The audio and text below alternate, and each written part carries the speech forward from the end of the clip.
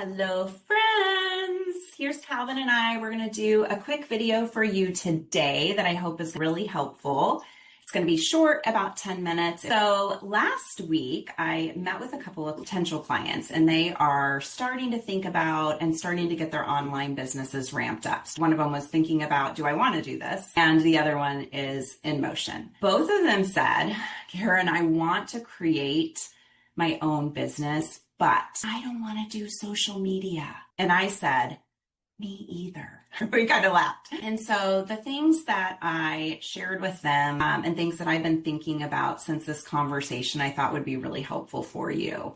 What's hard about social media is it can feel soul sucking. It can feel like it's very emotionally triggering. It takes over our life. We're like, gosh, I don't want to do a job where I'm just like in it, in that emotional space. I think there are a lot of us who are just like, oh my gosh, I just see this stuff and it just like so hard. But there are ways around this, right? So Tasha and I have been building this business since 2016, doing so much on social media. And I personally came out of the woodwork about a year ago where I started to come out from doing the behind the scenes stuff, the marketing and sales, and am now on social media. And so I can relate to all of these things that our clients say.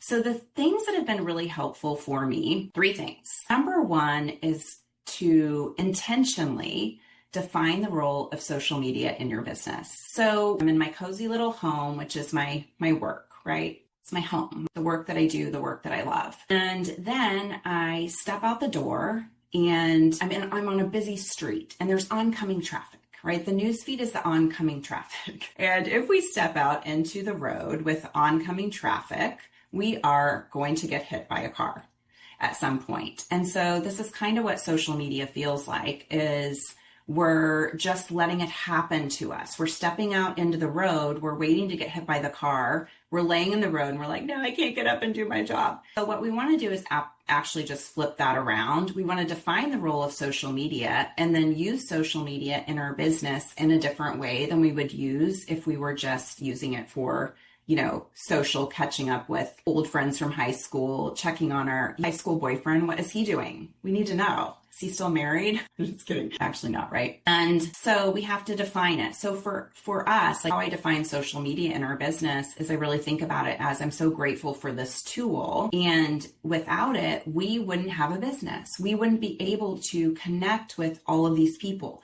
You are watching this video today because of social media. And I wouldn't know you. You wouldn't know me, right? We wouldn't be in each other's world without this amazing tool. But we forget that the role of social media in our business is actually for us to be able to help more people. And instead, we're like, dang, I hate social media because I feel so emotionally triggered. Well, that's because we're using it the wrong way. So for us, we're using social media as a tool to get in front of more people. We are using it purposefully, not personally. So, if there are people that are on your page, you're like, this person's triggering, unfriend them, right? We get to control this space that is social media. So I use my personal page so that I can connect with more people, can put content out there that is hopefully helpful and inspiring and engaging, being able to create conversations and connections with people. And then have a group, you're in the group watching this video where we gather our tribe. And that's how we use social media. So define it and let go of this baggage of social media is happening to me. And rather than that, use it intentionally. So unfriend or unfollow people that don't need to be a part of your business journey. And it's just really helpful to protect your focus and get clear on the role of social. One of the clients said, okay, so even if I don't like it, I get that we have to do things in our business sometimes we don't like. And that's so true. When we're building a business that's our own, sometimes it's like, well, I don't want to do things that I don't like. And there are lots of things that we have to do that we don't like, but it doesn't mean that we can't make it easier or better for ourselves. Tip number 2, setting clear boundaries around time spent on social media. It feels soul-sucking when it's running our life. And of course, we can spend all day on social media and it's addicting. So we have to That really clear boundaries. What I do is in the morning, I sit on the couch, I have the app on my phone, and I engage with people who are commenting on my personal page for freebies or just making comments, right? I check our groups, I reply back to people, and really it's about a lot of the messenger conversations and building relationships there.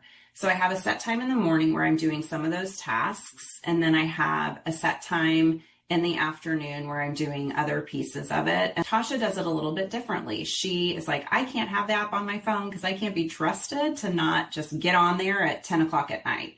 And she doesn't want to do anything for social media away from her desk. So she's protecting her boundaries in a different way than I am. It's really coming up with something that works for you and then defining set times where you're doing those things. I pretty much log off on the weekends. So does Tasha. From time to time, I do a few things. I'm doing this video on a Saturday, but I'm not on social right now. And we're protecting our time. We're protecting our weekends. We're protecting our evenings so that it doesn't take over our life. So if we feel like it's taking over our life, it's really our fault because we're not putting boundaries around it. When we have an online business, it's here all the time. And so we have to shut the door and drive home. So number 2 is setting clear boundaries around time. All right. So number 3 is going to be the most important tip. Are you ready? Okay. This is life changing. Number 3 is stop stepping into oncoming traffic. So when we feel emotionally triggered on social media is because we're stepping into oncoming traffic. And the oncoming traffic, like we talked about earlier, is the news feed. And we have control over this. So the tool that Tasha uses is something called the Newsfeed Eradicator. It's a browser extension for Chrome and Firefox.